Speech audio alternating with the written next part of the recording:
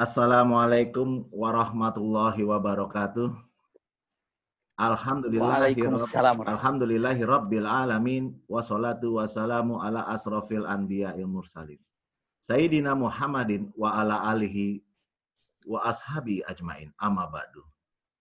Segala puji bagi Allah Azza wa Jalla yang kembali mempertemukan kita dalam majelis ilmu yang pada kesempatan ini diadakan via online. Bapak dan Ibu yang dirahmati Allah, di kesempatan kali ini telah hadir guru kita yang kita cintai, yaitu Ustadz Abi Maki. Puji syukur kita panjatkan kepada Allah Azza wa Jalla, Rabb semesta alam, yang senantiasa melimpahkan begitu banyak kenikmatan yang kita tidak akan pernah sanggup menghitungnya. Karena nikmat dan izinnya pula kita berada di sini untuk menuntut ilmu sekaligus bersilaturahim. Mudah-mudahan Allah meridhoi dan melimpahkan keberkahan pada kita semua. Salawat dan salam senantiasa kita sampaikan kepada junjungan kita, suri tauladan kita, Rasulullah Muhammad SAW, beserta seluruh keluarga beliau dan para sahabat beliau, serta segenap pengikut-pengikut beliau hingga akhir zaman. Mudah-mudahan kita termasuk di dalamnya. Amin. Amin. Bapak dan Ibu yang dicintai Allah, marilah kita mendengarkan kajian yang akan disampaikan oleh Ustadz Abi Maki dengan tema Pintu Keluar Maksiat. Semoga kita dapat menimba hikmah dari apa yang disampaikannya nanti. Dan mudah-mudahan dapat menambah keimanan kita kepada Allah Subhanahu wa Ta'ala. Amin, amin ya rabbal alamin. Kepada Ustadz kami persilakan. Iya, terima kasih banyak. Allah barik fiik. Bismillahirrahmanirrahim. Assalamualaikum warahmatullahi wabarakatuh. Alhamdulillahirabbil alamin wa bihi nasta'inu ala umuri dunya waddin wa ala alihi wa ashabihi wa man tabi'ahu bi ihsanin ila yaumiddin, amma ba'du. Allahumma la sahla illa ma ja'altahu sahla wa anta taj'alul hazna idza syi'ta sahla. Allahumma inna nas'aluka hubbaka wa hubba man ahabbaka wa hubba amalin yuqarribuna ila hubbika bi rahmatika ya arhamar rahimin. Amin ya rabbal alamin. Alhamdulillahirabbil alamin. Mudah-mudahan jumpa kita pada pagi hari ini seluruhnya disertai dengan rahmat dan berkah Allah Subhanahu wa taala. Walaupun kita silaturahimnya, kajiannya dengan virtual ataupun melalui Zoom seperti ini, namun tidak mengurangi rasa khidmat dan pahala yang Allah siapkan untuk orang-orang yang ingin bersilaturahim dan untuk orang-orang yang ingin mencari ilmu. Maka jelas kalau dalam Al-Quran ternyata syarat utama silaturahim itu ternyata bukan bersalaman, bukan berjumpa wajah dengan wajah sambil istilahnya berpelukan, ya. Tapi syarat utama silaturahim itu adalah mu'allafatul qulub. Artinya adalah hati yang selalu terpaut, hati yang selalu terikat. Jadi syaratnya silaturahim itu hati yang selalu terikat, hati yang selalu terpaut, hati yang selalu saling merindukan. Itulah syarat daripada silaturahim. Jadi ternyata syarat silaturahim itu bukan harus berjumpa lalu bersalaman, tidak. Buktinya untuk saat ini, walaupun dalam keadaan demikian, walaupun dalam keadaan seperti ini, yang terkenal sekarang dengan sebutan new normal ini, iya, kita ini tidak terbiasa misalnya dengan melakukan apapun secara virtual. Tapi dengan new normal ini bisa tetap kita gunakan, namun pahala kita sama sekali tidak berkurang. Kajian, Masya Allah, melalui Zoom seperti ini tidak mengurangi rasa pahala ataupun pahala yang Allah siapkan melalui kajian seperti ini. Usikum wa iyaya nafsi bitaqwallah. Hari ini kita akan membahas tema subhanallah unik ya. Kalau dibilang dengan mengatakan pintu melepaskan maksiat ataupun kita selalu mendengar ada pintu tobat, pintu ampunan, pintu rezeki gitu ya. Tapi sebenarnya semua pintu ini ya mungkin kita sering mendengar. Tapi bagaimana caranya ya agar kita ini keluar daripada maksiat. Seakan-akan kita berada dalam satu tempat yang mana tempat ini kita tidak bisa keluar karena kita terlalu betah dengan maksiat itu. Mungkin ada di antara kita, ya, mungkin ada di antara kita yang pernah merasakan sangat sulit sekali untuk keluar daripada maksiat yang dia sukai. Dia senang banget dengan maksiat itu. Iya. Dia suka dengan maksiat itu. Makanya dengan mata, aduh kenapa ya? Saya ini sangat susah sekali keluar dari maksiat ini. Apakah maksiat ini malas melaksanakan sholat? Apakah maksiat ini tidak pernah melaksanakan sholat? Apakah maksiat ini selalu mengatakan kata-kata yang dusta? Yang jelas dengan mengatakan, seakan-akan kalaulah kita berada dalam satu lingkungan ataupun dalam satu kepribadian atau perilaku yang di situ kita lakukan maksiat dan maksiat dan maksiat, sehingga kita bertanya, bagaimana ya saya keluar daripada pintu maksiat ini? Bagaimana saya bisa membukakan pintu maksiat sehingga saya bisa keluar dari tempat itu? Ya, bukan masuk ke maksiatnya tapi keluar. Nah, punten, saya ingin sampaikan beberapa hal. Ternyata dalam beberapa poin ini, insya Allah kita ini akan punten keluar dari maksiat. Karena apa? Karena maksiat ini tidak ada baik-baiknya sekecil apapun. Tidak ada yang namanya maksiat itu membawa kebaikan, itu tidak ada. Iya, saya akan sampaikan kalau seandainya kita tahu tentang maksiat ataupun dosa, pastikan kita tidak akan pernah bermain-main ataupun meremehkan tentang maksiat. Sekecil apapun itu dosanya. Sekecil apapun itu yang namanya kesalahan. Hati-hati. Maka di sini ingin disampaikan bahwa ya, apa yang membuat orang ini bisa keluar daripada maksiat? Apa yang membuat orang ini bisa meninggalkan maksiat? Satu, karena ada beberapa poin. Kalau tidak 5, 6 poin. Ya. Poin yang pertama, agar kita bisa keluar daripada maksiat ini, yang pertama adalah ayya'lamal 'abd ala qubhil maksiyah. Harus mengetahuinya tentang keburukan maksiat tersebut. Maksudnya apa? Orang kalau sudah tahu tentang keburukan yang ada dalam maksiat itu, pasti dia akan tinggalkan. Seperti itu. Yang pertama, harus tahu tentang keburukan daripada maksiat tersebut. Kenapa Allah larang misalnya, kenapa Allah larang khamr? Karena apa? Keburukannya dahsyat. Kenapa Allah larang misalnya daging babi? Keburukannya dahsyat. Kenapa Allah larang untuk berghibah? Karena apa? Efeknya dahsyat.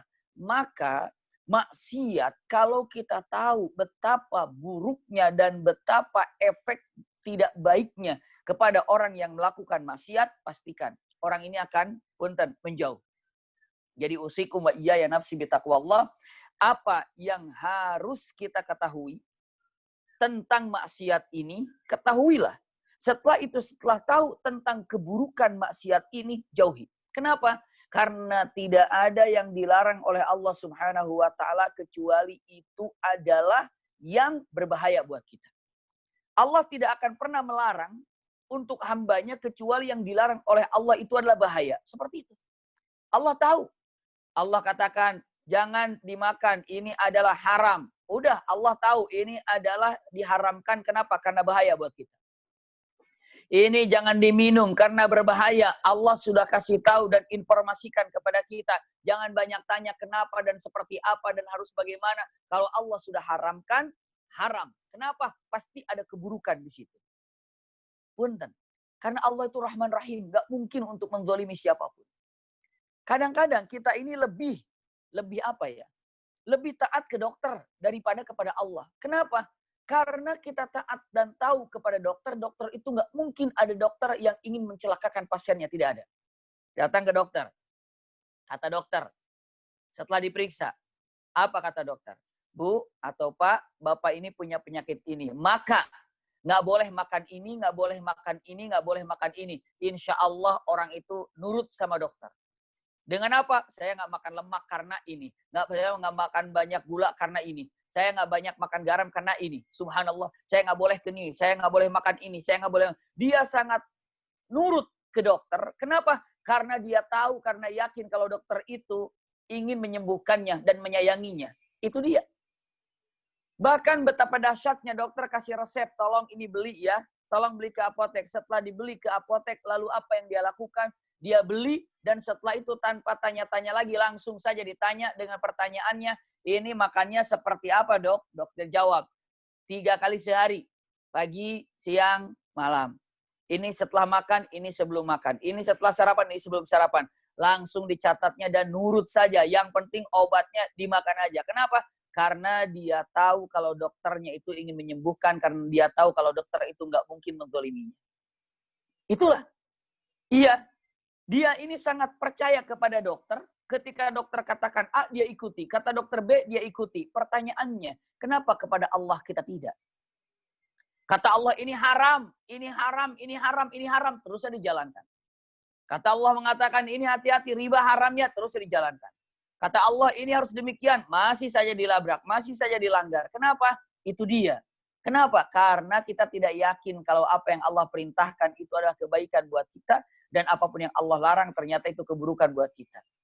Namun, sungguh, kita ini kadang-kadang tidak tahu tentang bahayanya maksiat. Maka, tolong, yang pertama, bagaimana caranya keluar daripada maksiat ini? Jawaban pertama ini adalah harus tahu betapa buruknya maksiat yang telah Allah larang. Kata Allah nggak boleh, pasti ada keburukan di dalamnya.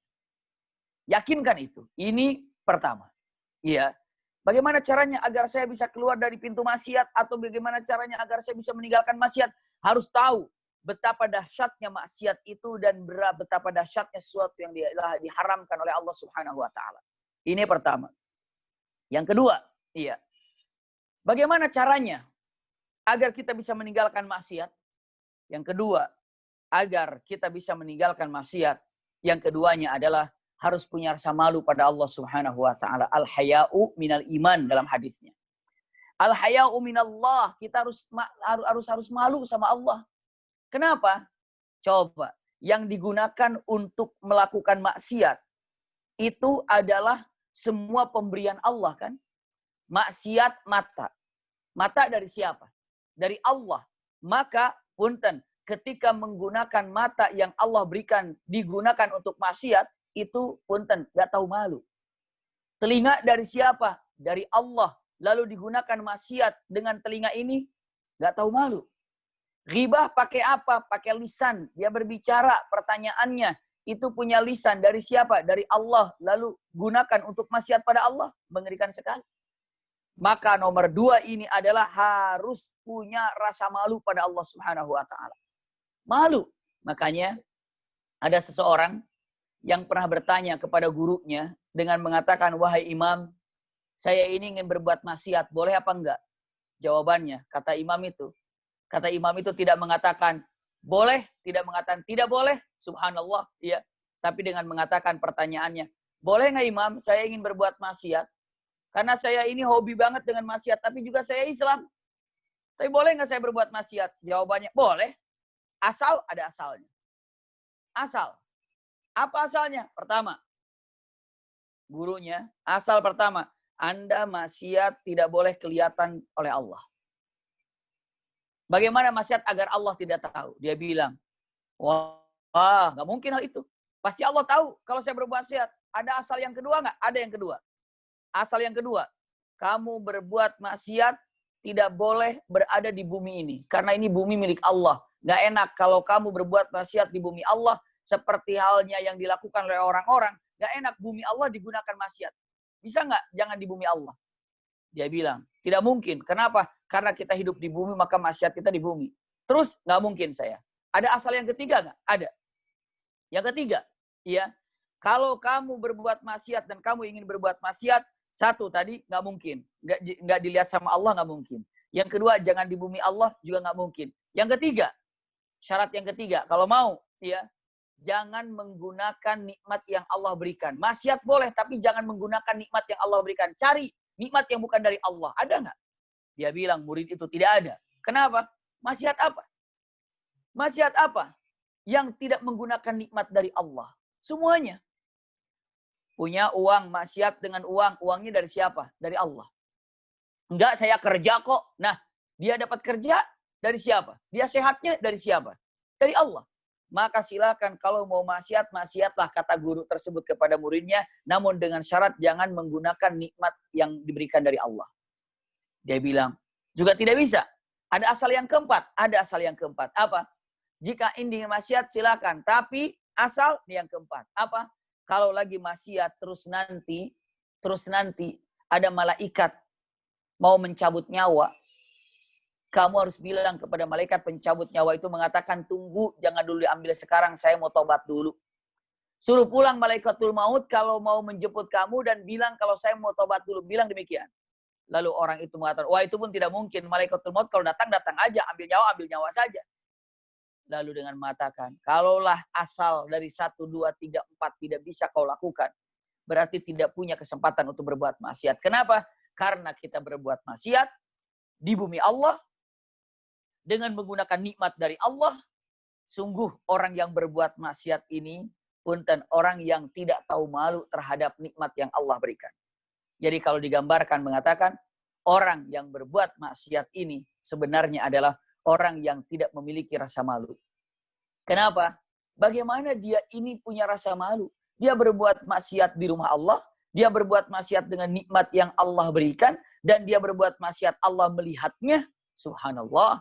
Dia kira Allah tidak tahu terhadap apa yang dilakukannya. Maka malulah pada Allah subhanahu wa ta'ala. Ini nomor 2. Ini adalah nomor 2. Ulangi lagi.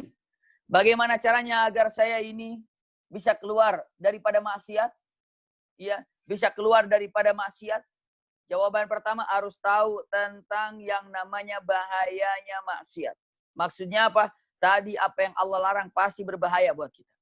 Yang kedua apa? Yang kedua harus punya rasa malu pada Allah subhanahu wa ta'ala. Ini yang kedua. Yang ketiga, subhanallah. Yang ketiga, yakinkan setiap perbuatan maksiat yang dilakukan maka hilang juga nikmat yang Anda miliki. Ulangi lagi.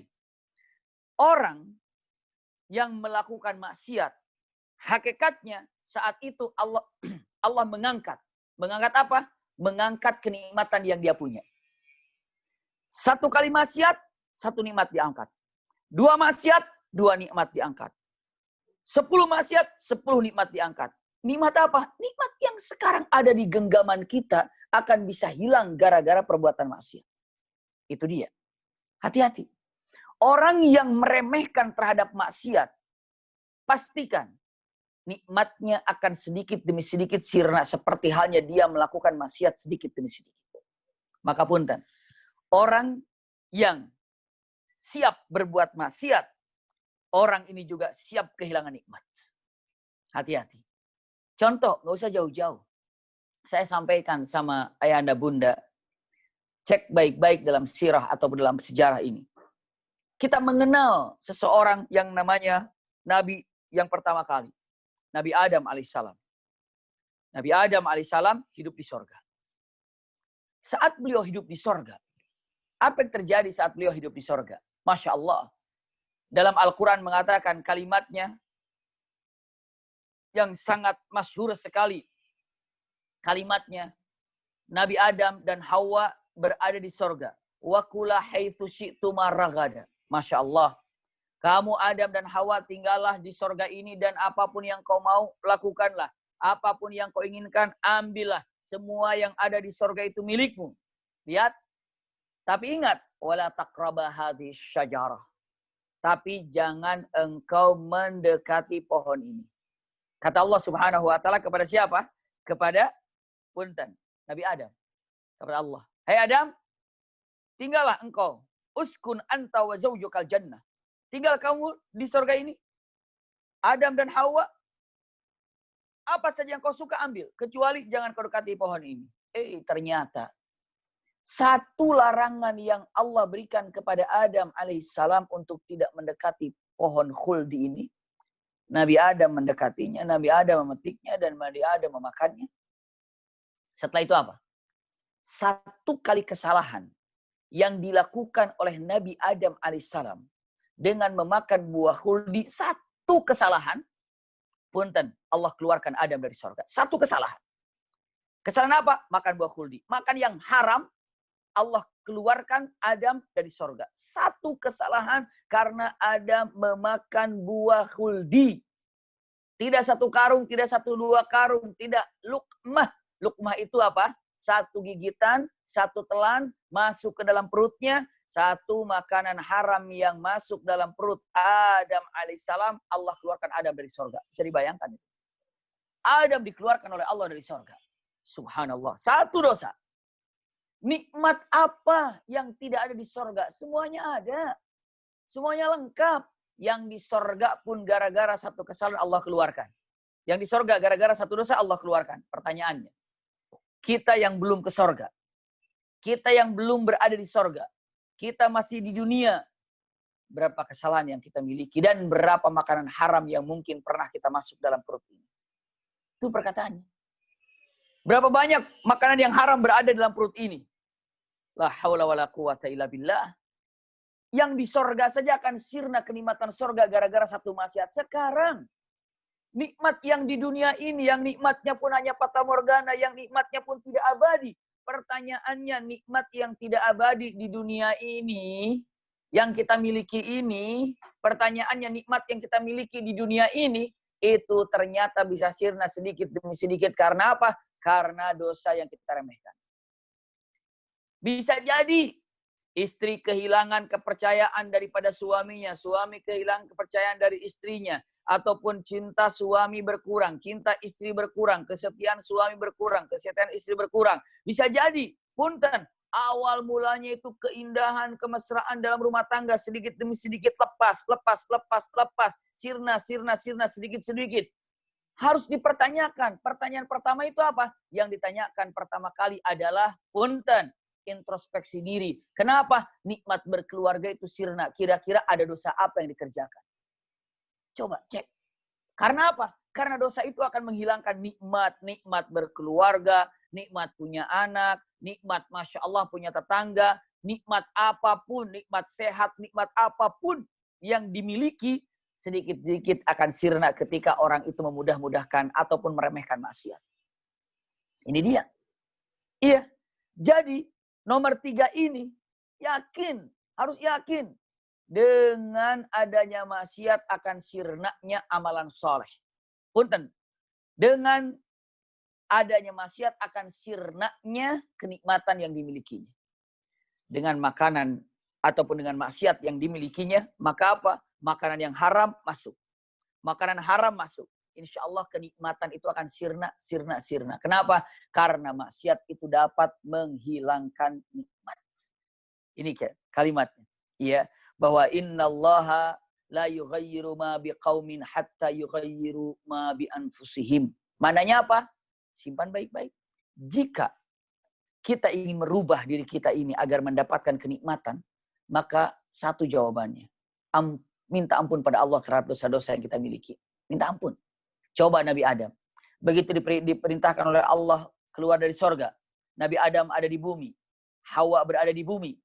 Pertanyaannya, apakah ketika Adam dan Hawa saat di bumi ini, ketika Nabi Adam di bumi, ketika Siti Hawa di bumi, yang ingin saya sampaikan, usikum wa iyaya nafsi bitaqwallah, ketika Adam di bumi, ketika Hawa di bumi, ingin kembali ke sorga nggak? Iya, mereka ingin ke sorga. Mereka ingin kembali ke sorga. Pertanyaannya, apakah dia minta pada Allah, ya Allah, kembalikan aku ke sorga? Tidak. Ya Allah, aku pengen balik ke sorga? Tidak. Tapi yang diucapannya sungguh indah yang disampaikan oleh Adam dan Hawa. Apa? Rabbana zolamna anfusana wa illam taghfir lana wa tarhamna lanakunanna minal khasirin. Apa yang dilakukan? Minta ampun pada Allah Subhanahu wa ta'ala. Allah, ampuni kami. Ampuni kami. Kami termasuk orang merugi karena kami ini tidak taat kepadamu.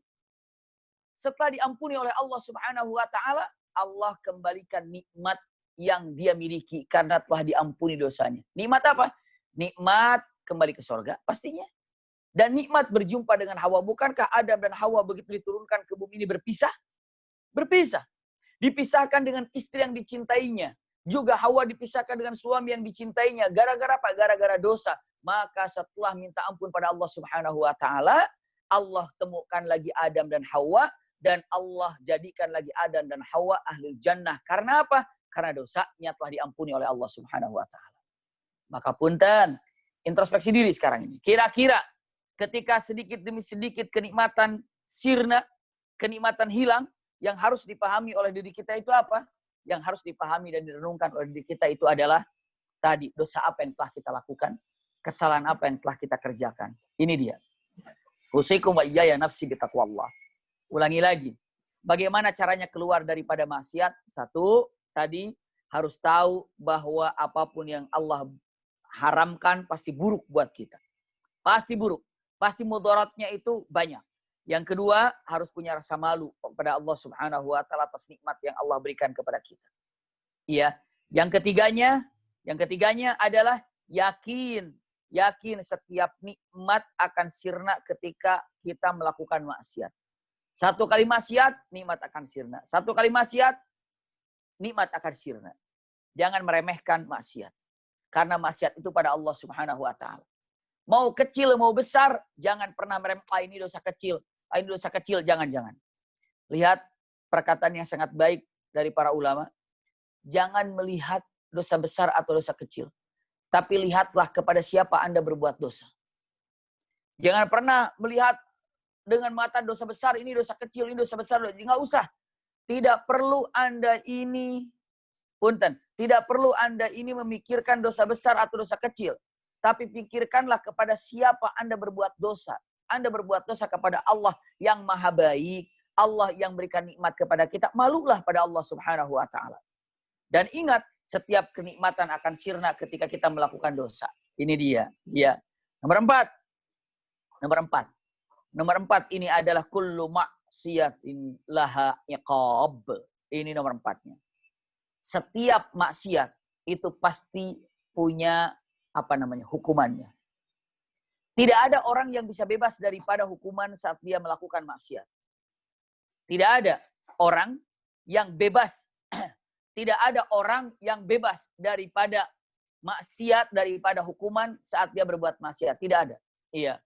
Tidak ada orang yang bebas daripada hukuman Allah Subhanahu wa taala saat dia berbuat maksiat, sekecil apapun, kecuali dia ditaubatinya. Kalau ditaubatinya, selesai. Jadi nomor 4 ini yakinkan.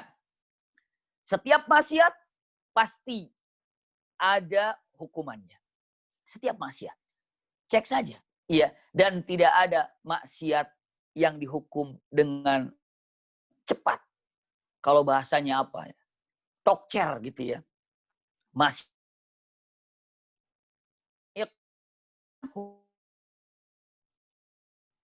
Gara-gara apa? Satu, karena birrul walidain ataupun karena uququl walidain. Karena menyakiti kedua orang tua. Karena menyakiti kedua orang tua, pastikan hukumannya itu sangat cepat sekali. Yang kedua, karena menzalimi orang. Menyakiti orang tua, ya, menyakiti orang tua itu sangat cepat sekali hukumannya. Bisa jadi menyakiti orang tua minggu ini, minggu depan sudah kena hukumannya. Naudzubillah. Iya. Hukumannya udah dapat, iya. Ataupun yang kedua karena menzalimi orang. Menzalimi orang, memfitnah orang itu bisa cepat. Maksudnya apa? Di dunia pun sudah dirasakan hukumannya. Di dunia pun sudah dirasakan hukumannya.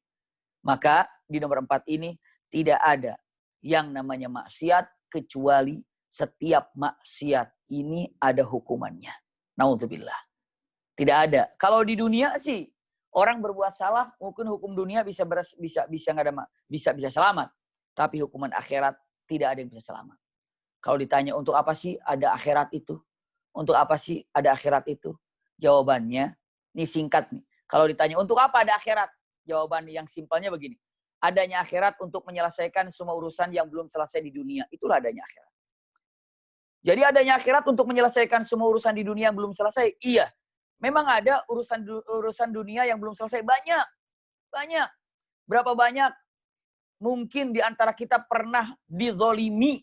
Lalu kita tidak tahu siapa yang menzoliminya. Di akhirat ketemu. Mungkin ada di antara kita pernah kehilangan barang. Dan tidak tahu siapa yang mencurinya. Entar diselesaikan di akhirat. Mungkin di antara kita ada yang pernah dighibahi oleh orang. Sekarang kita tidak tahu, entar di akhirat ketemu. Mungkin hari ini banyak orang yang selamat daripada hukuman dunia. Dari keadilan dunia yang disebutnya pengadilan dunia. Mungkin ada orang yang selamat. Karena apa? Ya namanya juga keadilan dunia. Terkadang bisa tertipu, terkadang bisa tidak nampak, bisa dengan saksi palsu dan segala macamnya. Tapi di akhirat semuanya akan diselesaikan. Berapa banyak orang yang pinjam uang sampai hari ini belum bayar-bayar. Bahkan ketika ditagih orangnya marah. Bahkan bukan hanya sekedar marah, orangnya kabur, nggak ketahuan kemana perginya. Entah di akhirat santai, dia akan datang dan dia akan ketemu. Semuanya. Dan berapa banyak orang yang sekarang lepas nyawanya gara-gara punten terbunuh yang tidak tahu dia pun kenapa dirinya harus terbunuh. Nanti di akhirat akan diadili. Jadi kalau ditanya untuk apa adanya akhirat, jawabannya untuk menyelesaikan semua urusan yang di dunia belum selesai. Kalau di dunia sudah selesai, sudah. Di akhirat sudah tidak ada lagi. Dan punten, ini pertama, untuk apa adanya dunia, untuk apa adanya akhirat? Pertama, adanya akhirat untuk menyelesaikan semua urusan di dunia belum selesai. Yang kedua apa? Yang kedua, akhirat ini adalah untuk memberikan ganjaran, balasan atas kebaikan seseorang dan atas keburukan seseorang. Iya. Jadi kalau kebaikan seseorang dibalasnya di mana? Di akhirat. Emang Allah nggak bisa balas di dunia? Bukan tempatnya balasan orang-orang baik di dunia. Kenapa? Fasilitasnya nggak cukup, fasilitasnya nggak ada. Pernah mungkin kalau datang ada orang yang sakit terus dibawa ke rumah sakit. Begitu dibawa ke rumah sakit, terus kata rumah sakit dengan mengatakan, oh maaf, alat ini tidak ada di sini, dirujuklah ke rumah sakit lebih besar lagi. Kenapa? Karena fasilitas di rumah sakit ini kurang lengkap. Dirujuk ke rumah sakit lebih besar. Dirujuk ke rumah sakit yang lebih besar. Maka ketika ada orang yang soleh, yang baik, lalu Allah ingin berikan balasan di dunia, Allah mengatakan ini bukan tempatnya. Kenapa? Fasilitasnya nggak ada di sini. Nanti aja di sorga. Nah, sorga lah. Untuk membalas kebaikan orang-orang yang baik, ataupun untuk membalas pahala bagi orang-orang yang baik. Sama. Yang buruk pun dimasukkan ke neraka. Karena apa? Karena di dunia tidak ada fasilitas untuk menghukum orang-orang yang sombong, orang-orang yang kafir, yang mengadu dombakan, orang-orang yang punten-punten memusuhi syariat Islam. Itu tidak ada tempatnya di dunia ini. Makanya di akhirat nanti. Subhanallah. Usikum wa iyaya nafsi bitaqwallah. Ini harus dipahami oleh kita. Kenapa? Karena akhirat itu ada karena banyak hal yang tidak selesai di dunia. Banyak yang tidak tuntas di dunia. Ini dia. Iya. Saya lanjutkan lagi.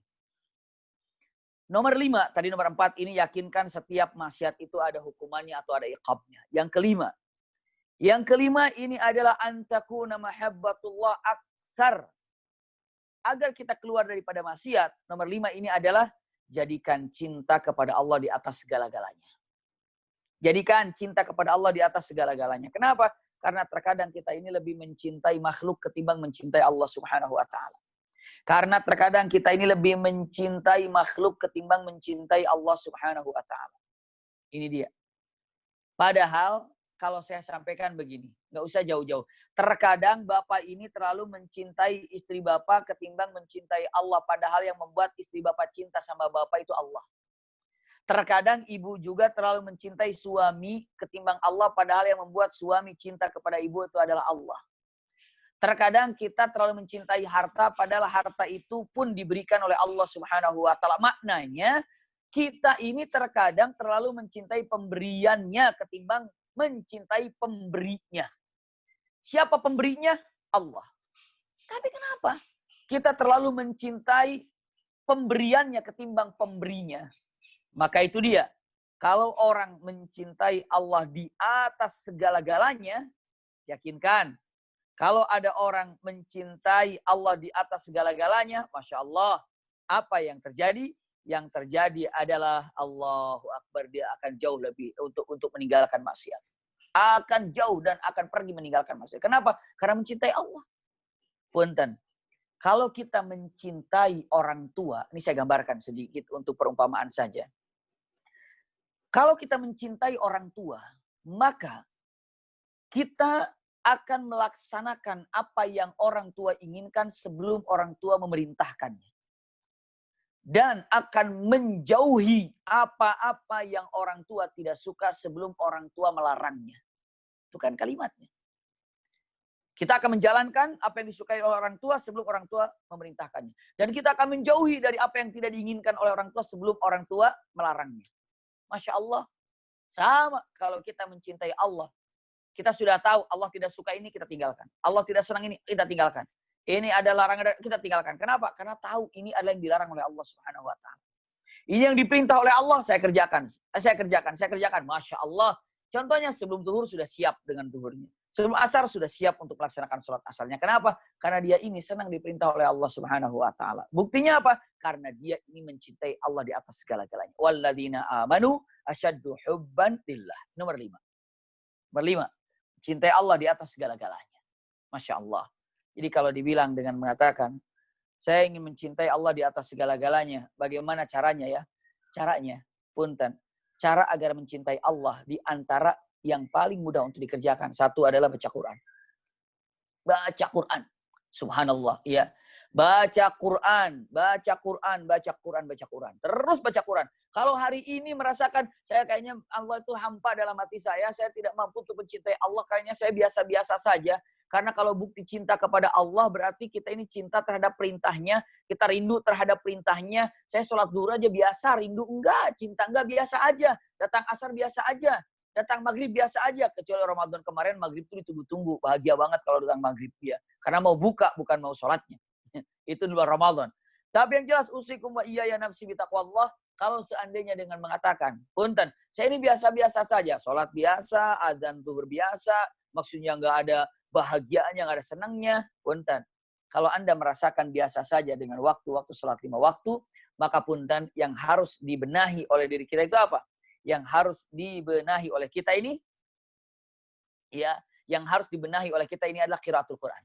Coba perbanyak baca Quran. Coba perbanyak baca Quran. Banyak baca Quran, baca Quran, baca Quran, baca Quran. Nanti apa? Kalau memperbanyak baca Quran, Allah akan berikan tetesan-tetesan cinta kita pada Allah Subhanahu wa taala. Akan semakin suka pada Allah, akan semakin cinta pada Allah. Kenapa? Karena ada rasa cinta pada Allah Subhanahu wa taala dengan baca Quran. Baca Quran. Terutama kalau misalnya, aduh saya susah udah baca Quran tapi belum tumbuh juga nih rasa cinta pada Allah di malam hari. Di malam hari. Jam 1 kah, jam 2 kah, jam 3 kah baca Quran. Kenapa? Al-Quran mengatakan inna nasyi'atal laili asyaddu. Inna nasyi'atal laili hiya asyaddu waqaw wa aqwamu qila. Inna nasyi'atal laili hiya asyaddu waqaw wa aqwamu qila. Artinya apa? Sungguhnya bacaan Quran itu ketika di malam hari itu lebih dekat dan lebih khusyuk dan lebih menenangkan hati dan lebih menebalkan cinta pada Allah Subhanahu wa taala.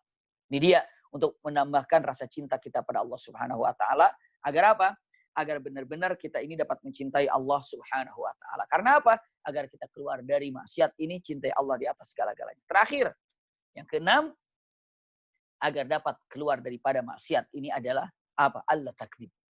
Hindari dosa. Hindari bohong. Hindari bohong. Sekecil apapun jangan pernah berbohong, jangan pernah berdusta, jangan pernah kita ini membiasakan bohong, membiasakan dusta. Kenapa? Kalau dusta ini, itu kalau Rasulullah SAW mengatakan, Ra'sud dzunubal kadhib. Artinya apa? Kepalanya dosa itu adalah dusta. Kepalanya dosa itu dusta. Semakin banyak berdusta, maka dosanya itu makin banyak. Itu dia. Dan nggak terasa kan? Makanya Ra'sud dzunubal kadhib. Mulai hari ini ingin keluar dari maksiat, coba hindari yang namanya bohong. Sekecil apapun. Sekecil apapun, jangan bohong. La takdzib, jangan bohong. La takdzib, jangan bohong. Hari ini udah bohong belum kita ini? Tanya saja. Hari ini udah bohong belum ya? Kayaknya udah deh. Hati-hati. Kadang-kadang orang udah kayak biasa saja. Bohongnya itu udah biasa. Bohongnya udah biasa. Jangan pernah bohong sekecil apapun. Jangan menjadikan bohong itu seperti nafas kita dalam setiap waktu. Yang nggak terasa lagi. Rasa-rasanya, aduh saya sakit nih. Kenapa? Karena belum bohong. Astagfirullahaladzim. Iya. Maka punten, jangan bohong. Jangan bohong. Kenapa mengerikan sekali bohong? Iya. Maka punten, hindari bohong. Karena bohong ini adalah kepalanya dosa. Ulangi lagi. Dari awal kita sama-sama menghitungnya. Iya. Bagaimana caranya agar kita keluar daripada maksiat? Jawaban pertama, kita harus tahu yang namanya bahayanya maksiat. Bahayanya maksiat. Pasti apa yang diharamkan oleh Allah itu adalah yang tidak baik untuk kita. Pasti seperti itu. Iya. Baik untuk kita, keluarga, ataupun jamaah, segala macam. Yang kedua, punten, harus memiliki rasa malu pada Allah Subhanahu wa ta'ala.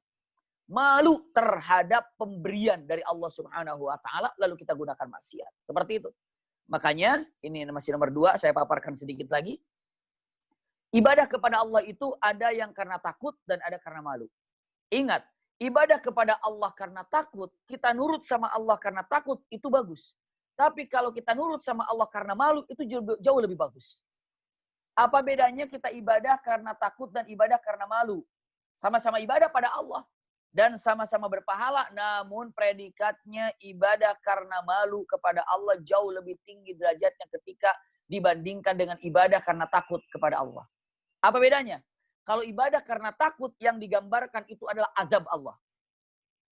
Kalau digambarkan, kalau ibadah karena takut Allah, gambar Allah tuh galak, Allah tuh pemarah, Allah itu azab seperti itu. Tapi nggak ada masalah. Tapi kalau seandainya ya ibadah pada Allah karena malu, yang digambarkan itu apa? Yang digambarkan itu karena Allah tuh punten baik. Jadi malu kalau kita nggak ibadah. Saya tanya sama bapak-bapak, sama ibu-ibu, ayahanda bunda yang hadir melalui Zoom ini, anak kita kan nurut sama kita. Nurut, pertanyaannya. Apakah nurutnya anak kepada kita karena takut atau karena malu? Nah itu dia. Ibu bapak kira-kira nurutnya anak sama kita maunya karena takut apa karena malu? Jawabannya, ya maunya sih karena malu. Tapi jujur, sampai hari ini anak kita nurut sama kita karena takut apa karena malu? Kalau karena takut, nah berarti gambaran dari anak kita ini kalau kita tuh galak. Tapi kalau misalnya karena malu, gambaran daripada anak itu kalau orang tua tuh baik banget. Jadi malu kalau mau apa? Kalau mau ngelanggar tuh malu. Mungkin anak-anak yang masih kecil, SD, SMP, mungkin masih karena takut. Tapi kalau sudah SMU, kalau sudah kuliah, insya Allah bukan karena takut lagi, karena malu sama orang tuanya. Jadi kalau seandainya sekarang ibadah pada Allah masih karena takut, itu ibadahnya ibadah SD, ibadah SMP gitu ya. Tapi kalau sudah rasa malu tumbuh saat ibadah, itu ibadahnya karena punten udah dewasa kita ini. Tanya aja, kita ibadah karena malu apa karena takut? Nah ini dia. Jadi lalu kita maksiat atau kita meninggalkan maksiat karena takut apa karena malu? Bagusnya karena malu. Saya meninggalkan maksiat karena takut. Oh, nggak apa-apa sih, bagus. Tapi lebih tinggi lagi derajatnya kalau meninggalkan maksiat karena malu, bukan karena takut. Iya. Nomor 3, yakin bahwa setiap maksiat akan menghilangkan nikmat. Tadi contohnya Nabi Adam.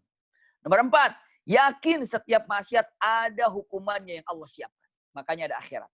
Nomor 5, harus dijadikan Allah yang lebih dicintai di atas segala-galanya. Nomor 6, jangan meremehkan terhadap dosa, jangan meremehkan terhadap dusta. Karena yang namanya bohong atau dusta ini adalah kepalanya dosa. Coba tanya, ibu bapak cek para pemahat ataupun para pelukis. Ibu bapak coba cek lihat, kalau orang ngelukis, mula-mulanya dari mana dulu ngelukis itu? Insya Allah bagian kepala. Lukis itu kepala dulu, setelah itu baru ke sana. Pokoknya kepala pertama kali. Rasulullah bilang, kepalanya dosa itu ya bohong. Jadi kalau udah kepalanya bohong, insya Allah ekornya pun kesannya itu bohong. Iya. Coba aja kalau ditanya. Suami disuruh sama istrinya, atau istri disuruh sama suami, atau anak lah. Anak bilang, nah nanti kalau pulang sekolah, jangan kemana-mana ya Naya, langsung pulang. Karena mama mau ke pasar, jagain rumah. Bapak belum pulang kerja, anaknya pada jam 11 sudah pulang. Ibunya tahu jam 11 pulang. Tapi apa? Jam 1 baru datang. Dia nonton dulu misalnya. Jam 2 baru pulang. Dia nonton dulu rumah temannya. Itu datang. Kenapa nak telat jam 2 pulang? Kalau dia bohong. Ada PR mah. Kerja kelompok udah bohong. 1 bohong. Di mana ngerjain PR-nya? Disebut. Di rumahnya Fulan udah bohong. Iya. Berapa orang yang hadir? Udah bohong. Subhanallah. Kerja PR-nya apa? Tugasnya apa? Tugasnya disebutkan misalnya bahasa Inggris dan matematika. Udah bohong lagi. Jadi ketika dia bohong, akan terus ke belakangnya bohong, terus bohong. Kecuali cut dengan kejujuran. Maaf, saya bohong. Tapi resikonya ya dimarahin. Nggak ada masalah. Iya, makanya jangan pernah meremehkan terhadap bohong, karena bohong itu adalah kepalanya dosa. Jadi inilah 6 poin agar kita bisa melepaskan diri daripada maksiat.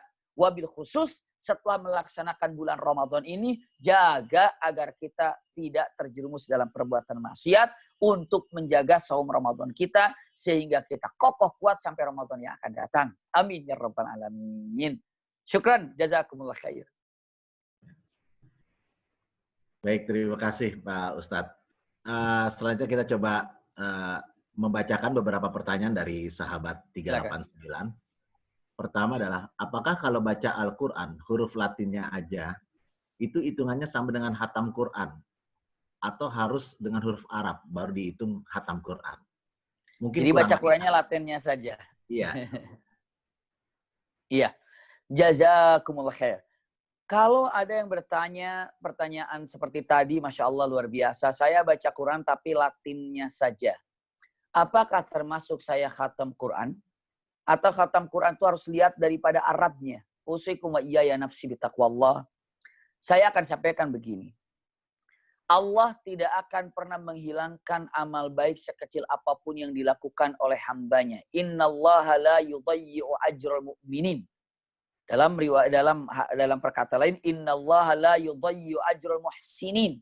Allah tidak akan pernah menghilangkan sekecil apapun amalan yang baik yang dilakukan oleh seorang hamba. Kalau baca Quran tapi Latinnya dengan alasannya karena tidak bisa baca Arabnya. Maka dia baca Latinnya. Apakah saya khatam Quran? Khatam Quran Latinnya. Khatam Quran masuk dalam kategori khatam. Khatam, iya. Tapi Latinnya, iya. Lalu dengan mengatakan dapat pahala, pasti dapat pahala. Namun sangat disayangkan. Kenapa? Karena, punten, kalaulah baca dari Latin, itu pastinya akan jauh berbeda ketika membaca dari Arabnya. Tadi saya sampaikan, pahala tetap ada. Khatam, ya khatam.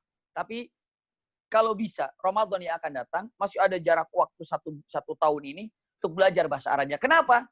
Ibu bapak, setiap satu huruf Arabnya itu 10 rahmat.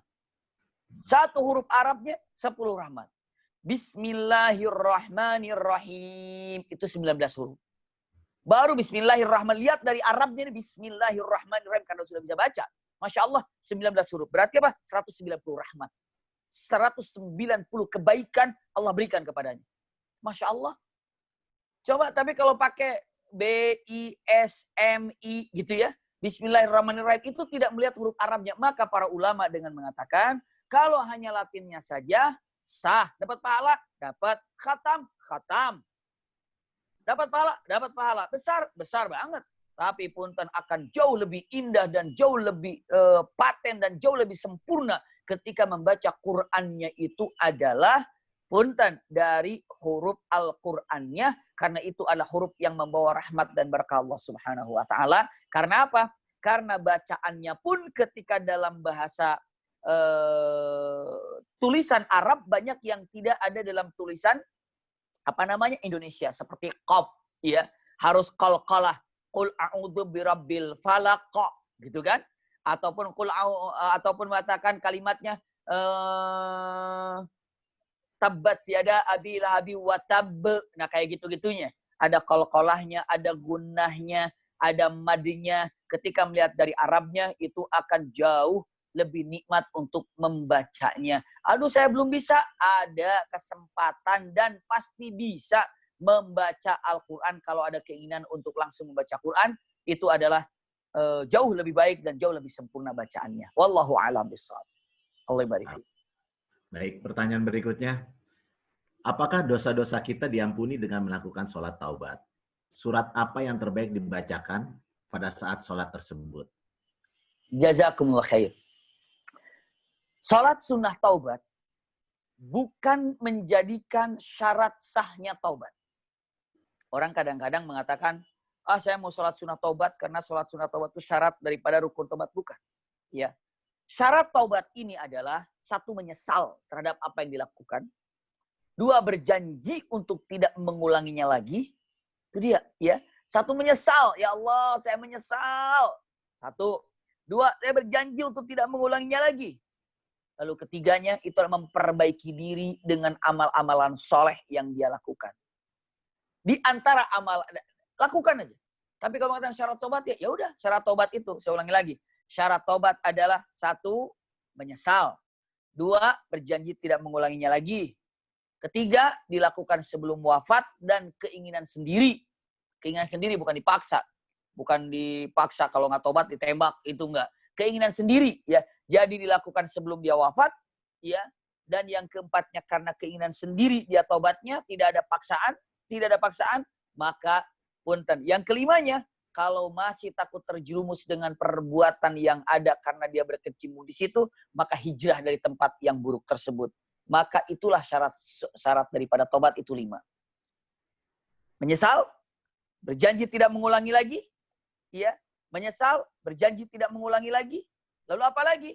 Yang pertama menyesal. Yang kedua berjanji untuk tidak mengulangi lagi. Yang ketiganya tadi apa ya? Satu, menyesal. Ya Allah, saya menyesal. Saya menyesal untuk tidak Memperbaiki dengan amalan-amalan soleh, Bi.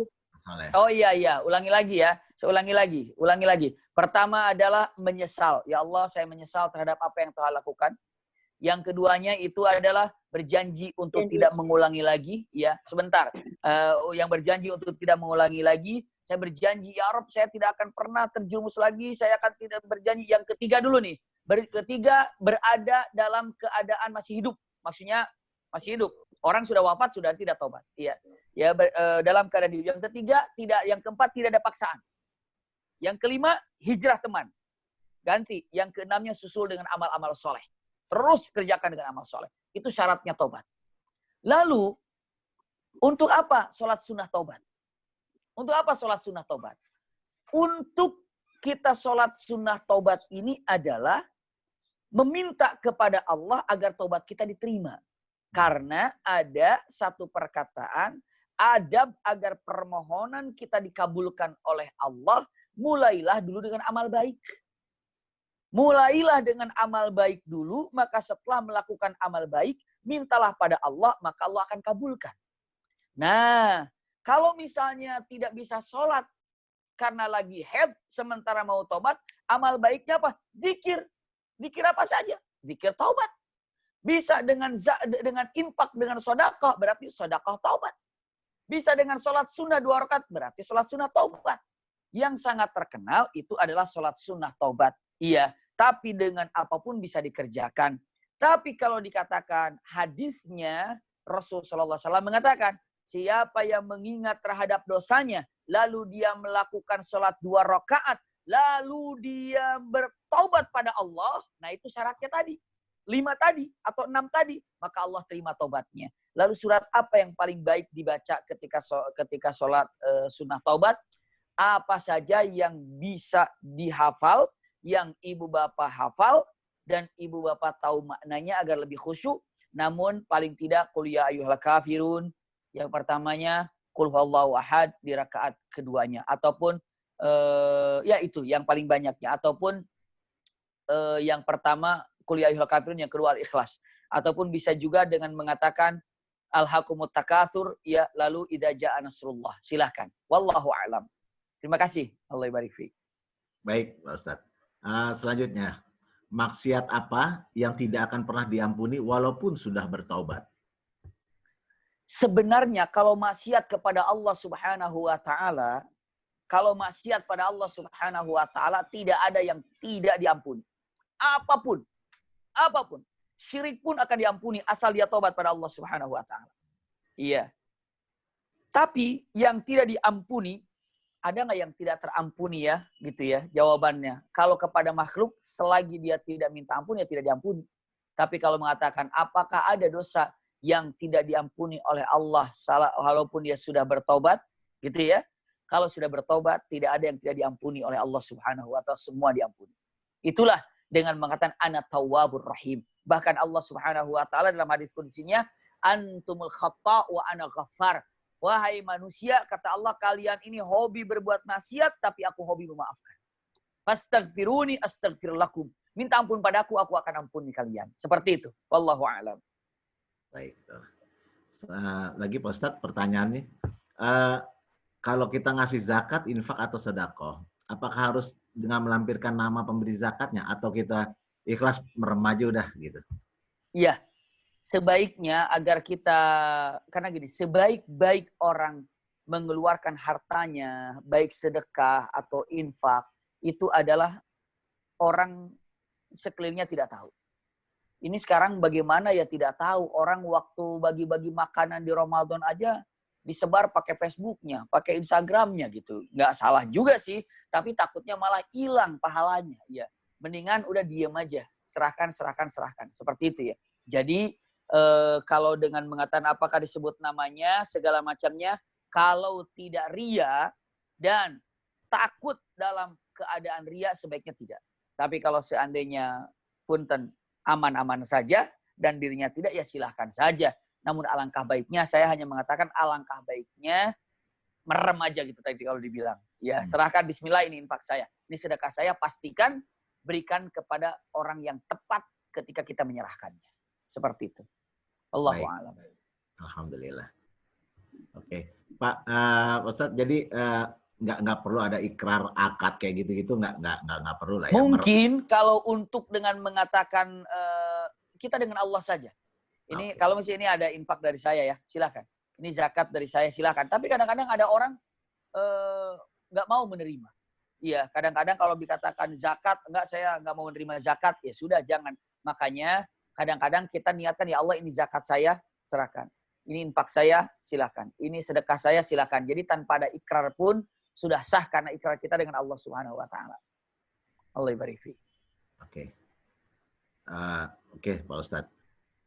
Terus ini ada pertanyaan, sebenarnya tadi udah dibahas sih, tips menghindari maksiat. Mungkin ada beberapa yang tadi udah disampaikan. Yang terakhir, kalau memang nggak bisa dihindari, ya hijrah. Terakhir begitu ya, Pak Ustadz ya. Betul, hijrah. Iya. Betul. Oke. Kita coba satu nih Pak Ustadz. Saat sedang sholat, biar khusyuk kita mikirnya apa sih? Gitu. Ini ada pertanyaan nih. Mendingan jangan mikir ya. Apa gimana bagusnya? Iya. Sebenarnya ketika kita sedang sholat, lalu mikirnya apa ya? Mikirnya itu adalah bacaan sholat yang kita pahami. Insya Allah kalau kita mengerti dan bacaan yang kita baca ini bacaan sholat, kita pahami maknanya, kita ini sedang memahami dan sedang berbicara pada Allah Subhanahu wa taala. Bayangkan kalau Bapak ataupun kita lagi bicara dengan orang yang kita kagumi, lalu kita bicara kepada orang yang kita kagumi, lalu saat bicara kita mikir apa coba kira-kira? Kita nggak mikir apa-apa, kita lagi mikir apa yang kita bicarakan kepada orang tersebut. Iya.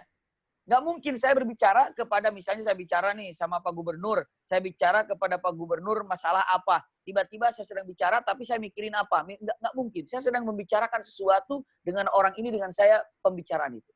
Maka apa yang harus kita pikirkan dalam keadaan sholat, pahami bacaan sholat itu.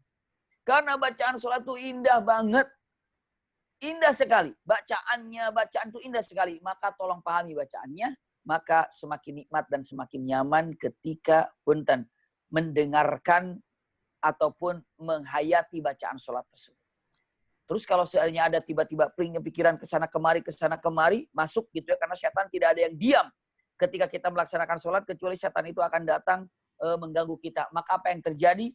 Punten, saat itu kembalikan lagi kepada bacaan, kembalikan lagi bacaan, dan minta pada Allah Subhanahu wa taala. Walaupun misalnya imam bacaannya terlalu panjang, lalu kita ini nggak ngerti apa yang dibaca imam, kita doa pada Allah Subhanahu wa taala apa yang diinginkan saat sholat pun sah, asal tidak diucapkan doanya, cukup di dalam hati saja. Wallahu a'lam. Baik. Oke, Pak Ustadz, ini satu lagi karena 11.50 insya Allah akan zuhur ya. Jadi mungkin di summary sedikit untuk ini tips menghindari maksiat. Yang terakhir tadi kan hijrah udah pasti. Iya. Mungkin di summary sedikit aja. Gimana? Halo? Ya, di summary sedikit tips menghindari maksiat. Iya, kalau dikatakan dengan mengucapkan, saya akan sampaikan satu perkataan yang disampaikan Rasulullah SAW. Iya, untuk menghindari maksiat yang paling banyaknya, yang paling diketahuinya, ataupun yang paling mudah untuk disampaikannya. Iya, ingat ketika hadis Rasulullah SAW, orang yang beriman ini melihat maksiat kecil itu ibarat gunung yang akan datang menimpahnya. Melihat maksiat sekecil apapun seperti gunung yang akan turun menimpahnya. Ya, itu orang mukmin. Tapi orang munafik melihat maksiat itu meremehkannya, seakan-akan hanya ada lalat di hidungnya, ditepis aja begitu. Coba kalau ibu bapak lagi gini ada lalat di hidung, kita apain? Susah nggak untuk menghilangkannya? Jika begitu saja. Nah, punten. Di antaranya, kalau kita menjadi orang beriman, kalau kita ingin menjadi orang beriman, ketika melihat maksiat sekecil apapun, seakan-akan ada gunung yang akan menimpahnya. Tapi kalau seandainya digambarkan orang-orang munafik, itu bagaikan lalat yang berada di hidungnya hanya tinggal ditepis. Itu yang digambarkan antara orang mukmin dan orang munafik tentang masalah maksiat. Iya. Dan usikum wa iyaya nafsi bitaqwallah, ikhtitamnya. Tips lagi untuk menghindari maksiat adalah kumpul bersama orang-orang soleh. kumpul bersama orang-orang soleh. Kalau sudah kumpul bersama orang-orang soleh, tatapan orang soleh itu berkah. Doa orang soleh itu berkah. Sentuhan orang soleh itu berkah. Kumpulnya dengan orang-orang soleh itu perkataannya pun yang baik-baik, ucapannya yang baik-baik. Maka hati-hati jangan sampai kita ini tidak tahu dengan orang-orang yang soleh. Maka kumpul dengan orang-orang soleh, insya Allah Anda akan menjawab akan kebawa soleh, insya Allah perilakunya. Wallahu a'lam bishawab. Baik, jazakallah khairan kami sampaikan kepada Ustadz Abi Maki yang telah menyampaikan materinya dengan tema pintu keluar maksiat. Insya Allah apa-apa yang Pak Ustadz sampaikan bermanfaat dan dapat kita amalkan. Mungkin kita bisa tutup dengan doa Pak Ustadz. Kami persilakan. Iya, Allah barik fiik. Sama-sama kita mohon pada Allah Subhanahu wa taala, semoga apa yang kita pinta pada Allah Subhanahu wa taala Allah kabulkan. Semoga yang Allah berikan kepada kita bisa manfaatkannya dengan baik pada Allah Subhanahu wa taala. Rabbana atina min ladunka rahmatan wa hayyi' lana min amrina rasyada. Rabbana zalamna anfusana wa illam taghfir lana wa tarhamna lanakunanna minal khasirin. Rabbana atina fid dunya hasanatan wa fil akhirati hasanatan wa qina adzabannar. Subhana rabbika rabbil izzati amma yasifun wa salamun alal mursalin walhamdulillahirabbil alamin. Amin ya rabbal alamin. Jazakumullah khair. Assalamualaikum warahmatullahi wabarakatuh.